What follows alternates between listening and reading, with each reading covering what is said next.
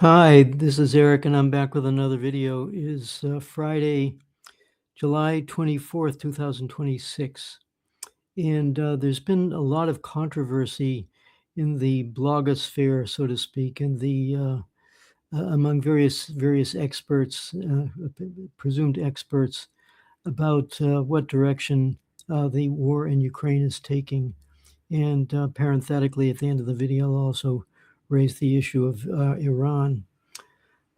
So I'm calling this to escalate or not to escalate. These are the choices.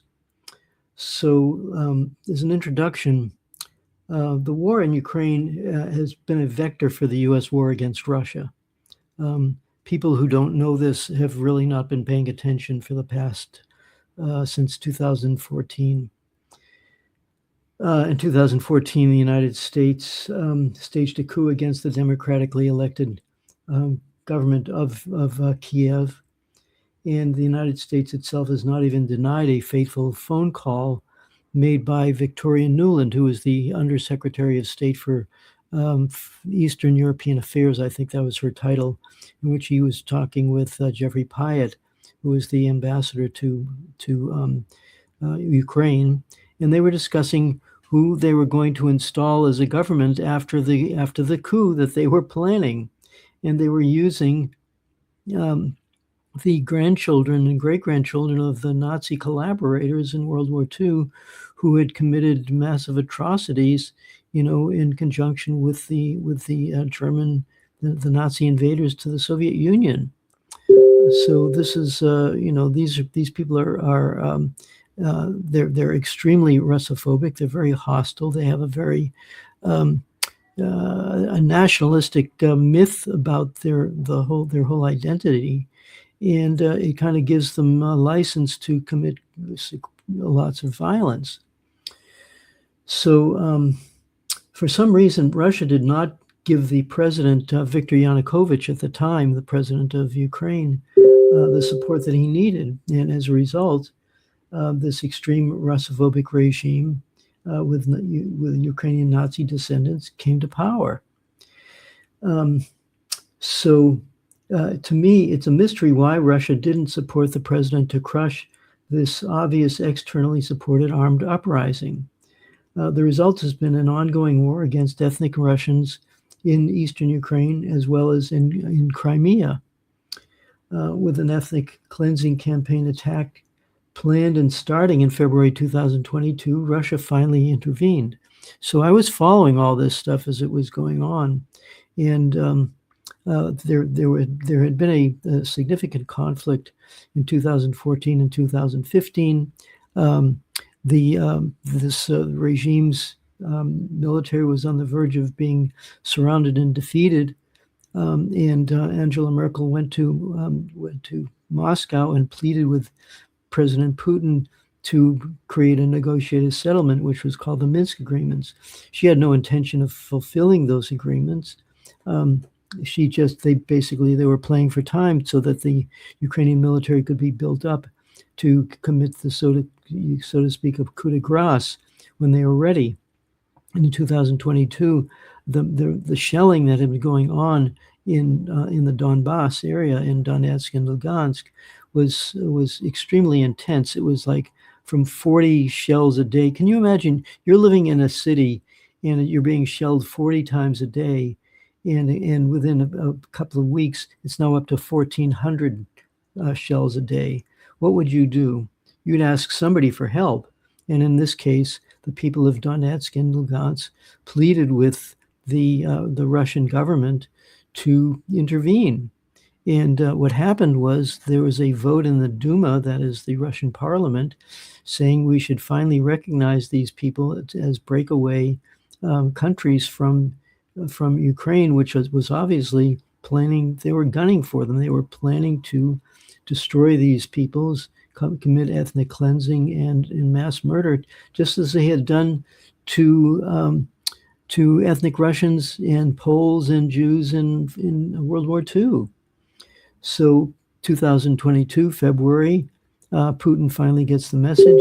They send in the military, and here we are 4 years later, and the war has been grinding on, and that's where we are. So recently, of course, Russia had called this a special military operation. They didn't want to declare war or anything like that. But recently, Putin's spokesperson, Dmitry Peskov, finally said, well, actually, this is a war. So, in the face of multiple Western escalations, starting with supplying lethal weapons, and then they went to sophisticated artillery, and then to tanks, and then to rockets, and then to drones inside, fired from inside of Ukraine into Russia. And all of this, all these escalatory steps had occurred and be preceded by statements saying, "Oh, we won't do that because that would be an escalation where we'd be flirting with World War III if we send tanks in, if we send F-16s in." And yet here we are, and we've sent tanks and F-16s to Ukraine. So the question is, with the fact that the West using Ukraine as a proxy, they're hiding behind Ukraine. They're saying, "Oh, we have nothing to do with this war," even though they're funding it, they're financing it, they're equipping these people, they're providing targeted information. So if you have a U.S. Satellite that is providing targeting information to a U.S.-made drone that is fired into Russia, if you were Russia, would you say that the United States is at war with Russia? I'll leave that to you to answer that question. The question now is, what should Russia do about it? So there are basically two issues here, two strains of thought as to what is actually going on with this war. And there's one train of thought is that Russia is winning a war of attrition. So it is gradually weakening and destroying the Ukrainian and Western military and the military ability and their willingness to fight. The initial enthusiasm of Ukrainian men, that is the most fanatical Ukrainian men, has waned. Many of the most of these fanatical have been killed or maimed. However, I live in Thailand, and I meet a lot of I can't say a lot, but I meet Ukrainian men and young men of military age. What are they doing here? Well, they don't want to fight because they don't want to die. And they may have had various ideas about who is responsible for all this, but they know for one thing, they don't want to fight and get killed. So it's also true that there are Russian men who feel the same way. But the difference is that it's reached the point now where the enthusiasm on the side of the Ukrainian men has vanished. And at this point, if you're at all attentive, you can see these press gangs, finding some guy on the street or in a store or somewhere, and they drag him out to a bus, drag him out to a van, and they basically put a uniform on him, put a gun in his hand, and say, "Go fight." And invariably, because they're so poorly trained and they're not motivated anyway, they will either get killed, get wounded, or if they're lucky, they'll be able to desert or to defect to the Russian side. And in fact, there are significant reports now of several thousand Ukrainian men who have defected to the Russian side and are fighting in the Russian army. There was one group called the Krivonos, I think is the name of it, and they were given the task of rooting out some of these Azov, fanatic militants, and they're basically finishing off these Nazi battalions that caused so much trouble.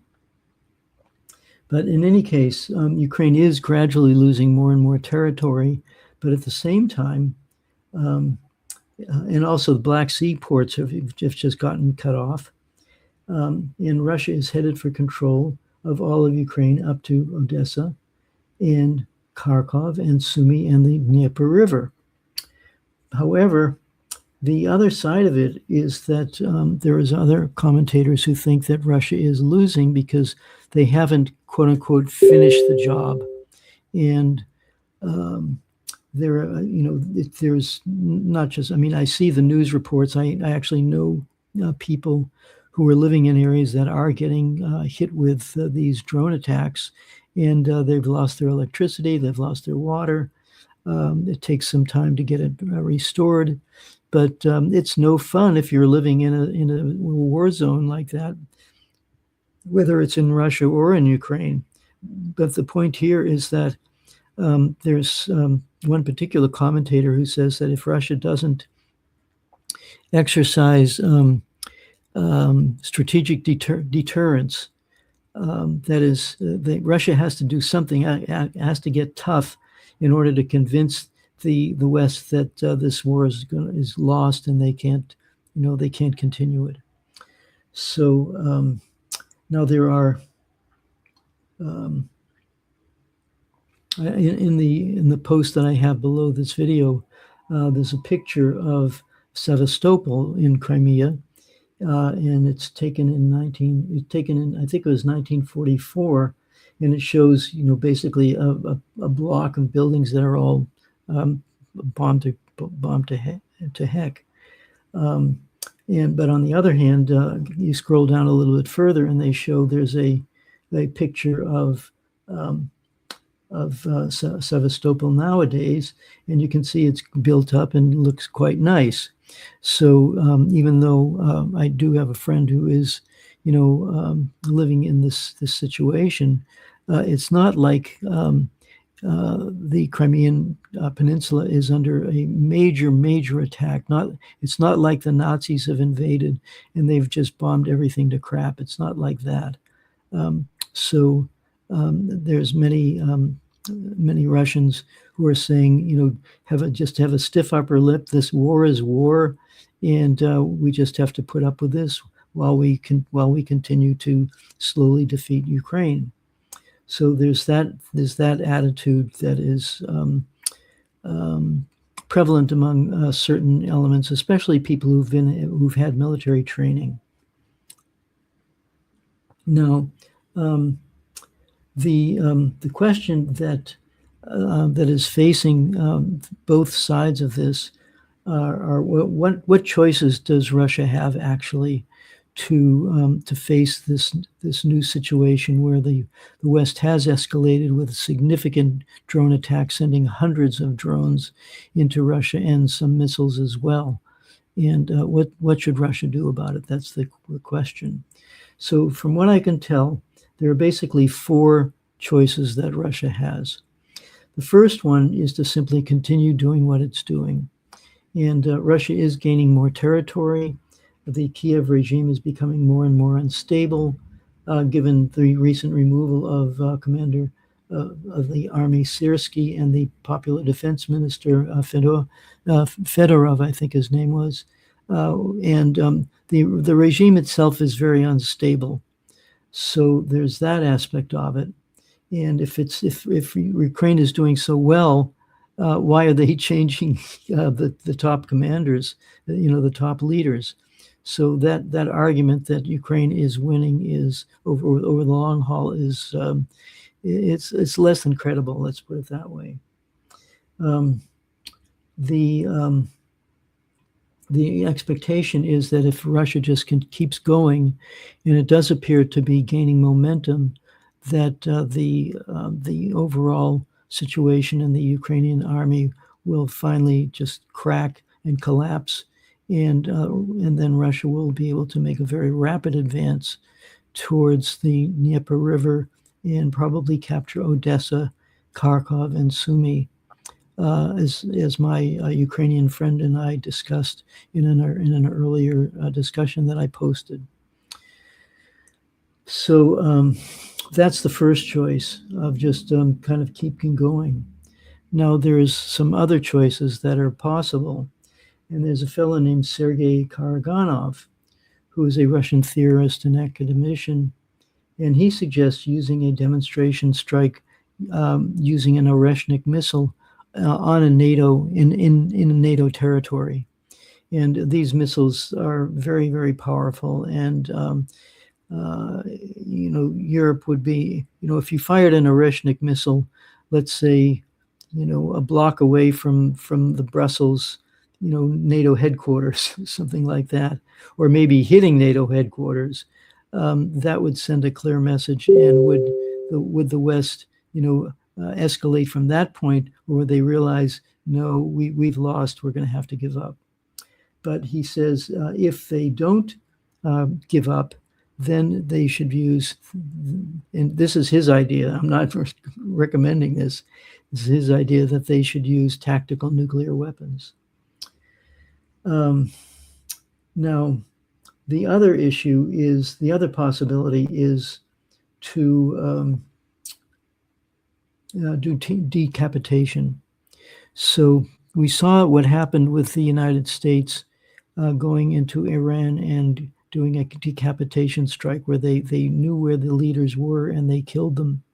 And the difference is that Iran is a 40-year-long government that's been in place all that time. It appears to have quite strong popular support. It's quite deep-rooted. Whereas in Ukraine, this is a regime that's been artificially propped up by the West since 2014. It doesn't have strong roots, and that if you take out Zelensky and a few of the other top officials, then the whole thing will implode, and that will be the way to finish this war, according to the Russians. So that's one possibility, and we call that the Chechen option, because and Chechnya, which is a province of the what was of the Soviet Union and then of the Russian Federation, the CIA was financing and causing a lot of trouble there. There was a rebellion going on to break Chechnya away from the Russian Federation. This is the whole, long-term strategy of balkanizing Russia, breaking it up into smaller and smaller pieces so that can be controlled. But Russia under Putin actually did decapitate the leadership of these terrorists that were these are CIA financed and equipped terrorists, and they got rid of them, physically got rid of them. And at this point, Chechnya is a loyal and happy part of the Russian Federation, with their leader Kadyrov being a strong supporter of the Russian Federation and of Putin. And they even have, and these are Muslims fighting for the Russian Federation in this war. So as a kind of a conclusion here, there's a fellow named Brian Berletic, and he's a long-term, very perceptive geopolitical and military analyst who sees the Ukraine war as not simply a war of the U.S. against Russia.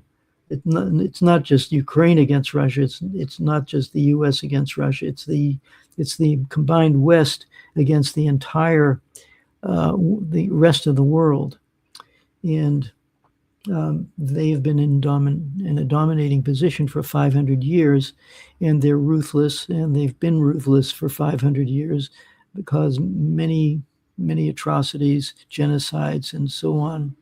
And but their strength seems to be waning, but the West and the United States is desperate, and they're ruthless, and it's hard to say which way this will all go, because although some people are saying that if you send an Oreshnik missile into NATO, then they'll be more willing to negotiate.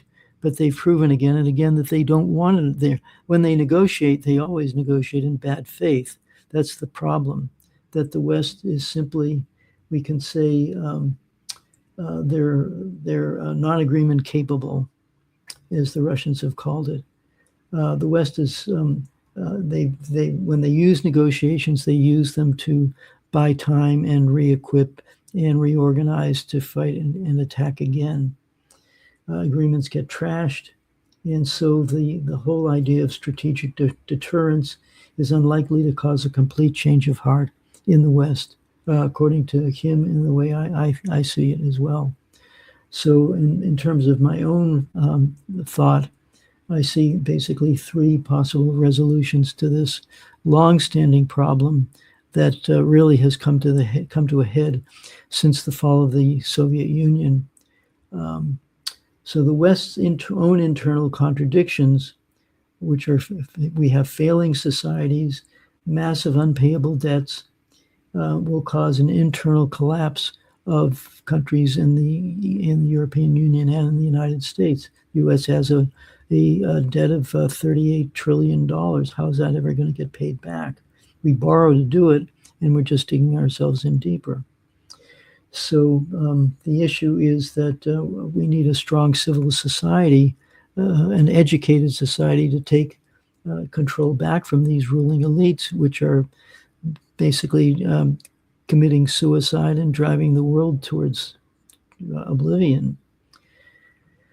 Now, the other possibility is that the rest of the world, led by China, Russia, Iran, and other countries, particularly in the BRICS organization, the BRICS group, and these are countries that are exercising their sovereignty, who have refused to bow down to Western domination, will unite and isolate and quarantine the West, by either de-dollarization or just refusing to do business with them, as China is, for example, cut off the supply of rare earth minerals, which are desperately needed for basically all technological applications, from smartphones to missiles. So if the West is cut off of critical materials, then it will make it much more difficult for them to act out. And then there's the final possibility is that there will be an actual confrontation, because the West is so obsessed with control that it was in the 1950s, it was called brinkmanship. So they prod and they provoke, and if you do anything to go up against them, as the Soviet Union did, this was called brinksmanship. So they're getting close. It's a game of chicken between these two opposing forces, and if that chicken turns into a nuclear chicken, then the whole world will end up having a nuclear war, and we'll all die. So that's basically what is going on in the Ukraine war, and in a larger sense, the entire set of conflicts that are going on, with, of course, China being ultimately in the crosshairs of the West. But I wanted to just add one other final note, which is that the new British Prime Minister recently changed a rule. He is now allowing U.S. Long distance bombers to use military bases in order to attack Iran. Now, previously, of course, up to this point, the U.S. has had bases in the Persian Gulf countries, or in Jordan, which is close by, or even in Israel, where they could attack from a much closer place. And of course, Iran responded by attacking those military bases in those countries. But the question is, will Iran say, look, wherever the planes are flying from, we are going to attack those bases? And if if the British are going to allow U.S. planes to fly to attack Iran, that puts England in the same situation as Saudi Arabia, or the United Arab Emirates, or Kuwait, or Jordan, or those other countries that have been hosting U.S. military facilities. So this is another aspect of this chicken game of chicken that is going on. And if Iran says, look, we attacked Kuwait because you were flying planes and shooting missiles at us from there, and so if you're going to do it from England, then we'll attack England.